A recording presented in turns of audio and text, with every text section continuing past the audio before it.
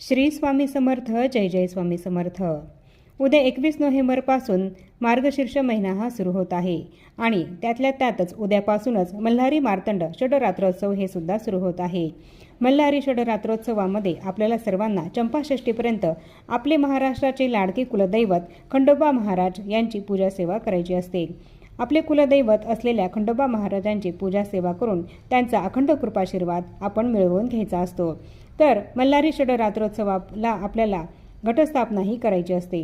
तर ही घटस्थापना आपल्याला कशी करायची आहे, मल्हारी देवाची पूजा सेवा कशी करायची आहे, तसंच संकल्प कसा करायचा आहे आणि या षडरात्रोत्सवाच्या नवरात्राच्या काळामध्ये आपल्याला कोणती मल्हारी देवांची अत्यंत प्रभावी सेवा करायची आहे याबद्दलची संपूर्ण माहिती तुम्हाला हवी असेल तर खाली दिलेल्या त्रिकोणावर क्लिक करा आणि व्हिडिओ पूर्णपणे बघा. म्हणजे तुम्हाला ही घटस्थापना कशी करायची आहे, पूजा कशी करायची आहे याची संपूर्ण माहिती मिळेल.